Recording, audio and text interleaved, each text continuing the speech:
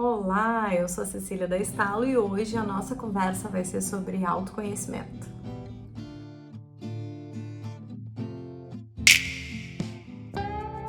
Sim, essa palavra tão difícil, né? Autoconhecimento, porque tudo que é auto, tudo que depende da gente, tudo que a gente olha pra gente, né? Nos desperta aí uma certa ansiedade, né? Começa a ficar difícil, porque é a gente com a gente mesmo, né? É a gente identificando quem somos nesse mundo, é o conhecimento sobre nós mesmos. Quando a gente fala de autoconhecimento, volta e meia as pessoas perguntam: se eu fizer um workshop, se eu fizer um treinamento, se eu fizer, tá ok, tá feito, tá realizado, agora eu já tenho autoconhecimento, tá tudo certo? Não, né, gente? A resposta é não. Por que que não? Porque autoconhecimento é algo constante. É a gente parar para se perceber e perceber as nossas preferências, aquilo que faz sentido pra gente, onde a gente se sente bem, os nossos talentos, aquilo que faz o nosso tempo passar mais rápido, onde a gente quer se dedicar. Não é um exercício que eu faço uma vez na minha vida, em um momento específico, e nunca mais preciso voltar a fazer. A gente sempre diz que o autoconhecimento não é rápido, não tem um tempo determinado, que ele é para sempre, porque ele é um estado de consciência constante, de se perceber de forma consciente, presente, né? Percebendo como que tu estás naquela situação, naquela relação, naquele trabalho, naquele ambiente com aquelas pessoas. Então, o autoconhecimento, primeiro que ele não vai ser rápido nem linear, ele vai ser um processo que nos acompanha a vida toda. A gente está sempre mudando os nossos desafios, os cenários, o mundo, a tecnologia. Então é algo constante, né? E que não é igual para todo mundo. Pode ser que para ti tenha sido muito simples, isso tenha sido desde criança, tu te perceba, tu identifique, tu foi estimulado dessa forma. Para outras pessoas é muito difícil. Às vezes a gente precisa de apoio, de ajuda, né? A psicoterapia faz esse papel muito fortemente. Outros tipos de terapias também, né? A espiritualidade também. Muitas frentes podem nos ajudar no nosso processo de autoconhecimento. Não é uma única estrada, são muitas estradas, né? E dentro da estrutura do olhar do autoconhecimento na psicologia, existem muitas teorias, muitas referências, né, para cada um dos estilos e preferenciais teóricos dentro da psicologia, mas a gente gosta de usar de forma simplificada aqui na Estalo um olhar para 6 fases básicas, para que a gente inicie a dar esse primeiro passo do processo de autoconhecimento, né? Eu queria trazer para vocês alguns insights com relação a essas primeiras 6 fases que podem ajudar a gente a começar a construir essa consciência de quem somos, certo? A primeira fase é a fase da autopercepção. A autopercepção é exatamente o início do que eu comecei a trazer para vocês. É eu me percebendo, eu percebendo quem sou neste mundo, o que estou sentindo, como estou, né? Então, uma pergunta que a gente sempre traz é essa observação muito passiva da gente mesmo. Então, como que eu tô hoje? Como que eu acordei hoje de manhã, né? Como que eu tava me sentindo ontem à noite? Quais emoções, pensamentos, né? Sempre essa tríade de emoção, sentimento, pensamento, tudo que tá rolando nas nossas sensações, né? E os nossos comportamentos. Então, a gente poder se perceber. A autopercepção é o primeiro passo, a primeira fase para a gente começar uma jornada de autoconhecimento. Depois que eu já me percebi como estou, eu preciso ampliar um pouquinho esse olhar. E aí vem a autoobservação. Aí vem a análise.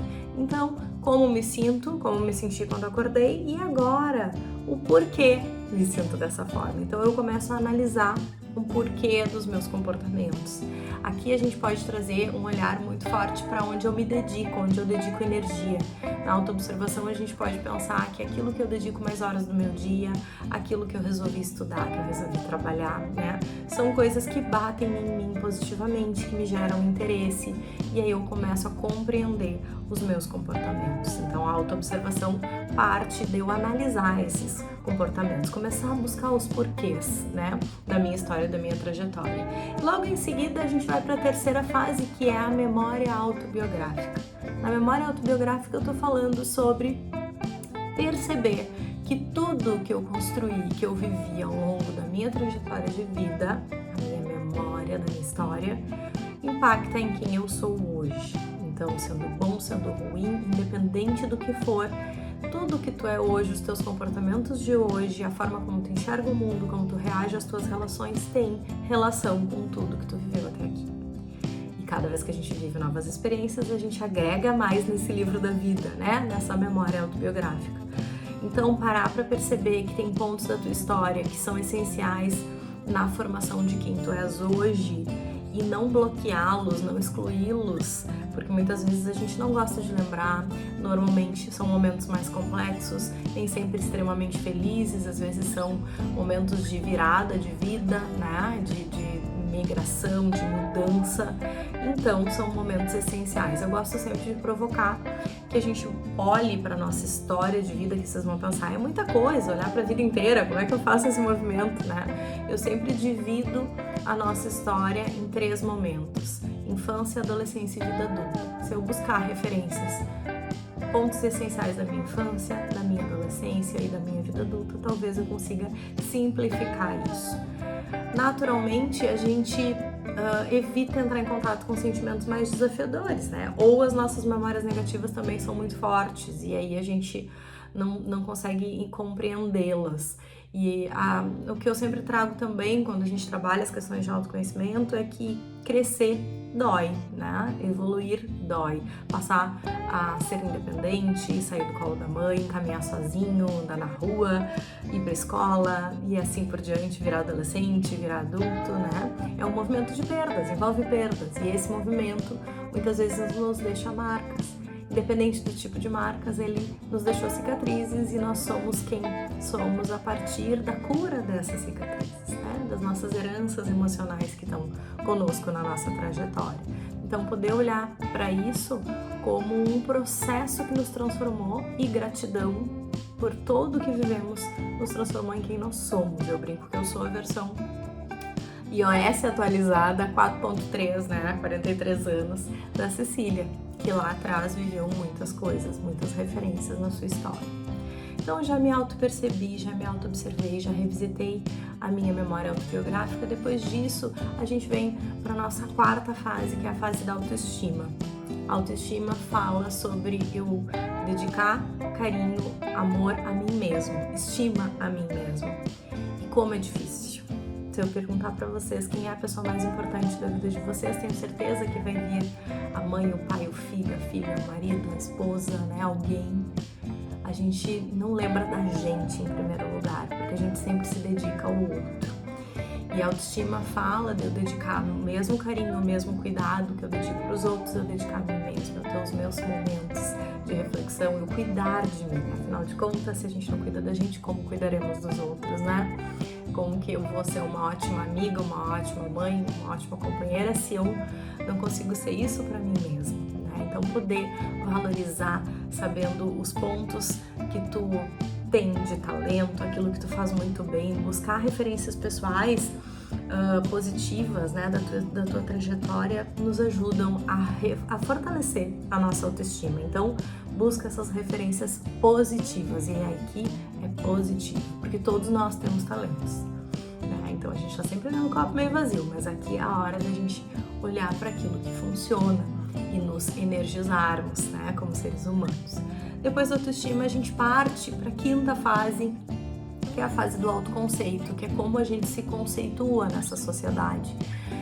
Se eu tivesse que me definir, como que eu me definiria a partir da minha autoobservação, da minha autopercepção, da memória autobiográfica de quem eu sou e da minha autoestima, né? Se eu tivesse que definir uma frase, que características são essas, que papel eu tenho, né? Que legado eu estou deixando. Então são referências de conceito, de autodefinição. Isso é muito importante, parece muito simplório, e eu já ouvi de alguns participantes de treinamentos nossos, né? Ah, mas é simples fazer uma frase, mas como eu vou fazer uma frase hoje que é muito importante me definir por muito tempo? A questão é, ela te define agora. Pode ser que com as tuas experiências, com a tua bagagem, com tudo que venha mudando, mude essa frase. Obviamente ela vai estar em evolução. A gente é um processo, um trabalho em construção. A gente não tá pronto só porque nós somos adultos, né? Brené Brown já falava sobre isso. A gente tá em constante construção, né? Então, poder gerar essa consciência de conceito, pessoal, de quem eu sou, que frase é essa, como que eu me defino nessa sociedade. E por fim, a última fase, que é a autoaceitação, que é eu aceitar quem eu sou, com tudo isso que eu percebi, observei, com a minha história, com as minhas forças, sabendo que eu represento esse papel, né?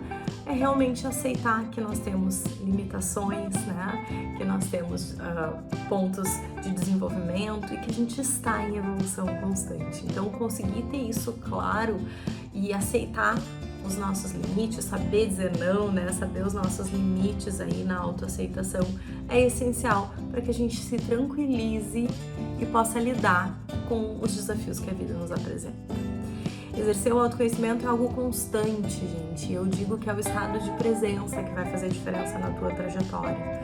Num momento de reunião difícil no trabalho, numa briga com alguém, com um familiar, com um amigo, numa tratativa com os filhos, a gente se perceber. Muitas vezes a gente se percebe e não gosta daquilo que a gente está percebendo. E aí a pergunta que fica é: que ajustes eu preciso fazer nos meus comportamentos para mudar essa sensação e gostar mais do que eu estou vendo, né? Existem muitas ferramentas que nos ajudam no processo de autoconhecimento, não só essas 6 fases, aqui é só numa forma mais didática, mas, por exemplo, construir o teu Ikigai é algo que pode contribuir muito, né? Uma referência super especial de construção que pode te ajudar muito no teu processo de autoconhecimento. Existem muitas ferramentas, avaliações comportamentais, avaliações psicológicas que nos ajudam a concretizar essas etapas. Mas conversar com as pessoas, ouvi-las, pedir feedback, tudo isso nos ajuda a parar e perceber a importância de quem nós somos na comunidade em que vivemos, né, e com as pessoas ao nosso redor. Espero que esse vídeo tenha te ajudado a pensar sobre o teu processo de autoconhecimento. Querendo saber mais sobre esse assunto, fica ligado aqui no nosso YouTube e nas nossas redes que tem muito conteúdo sobre isso. Um beijo e até o próximo vídeo.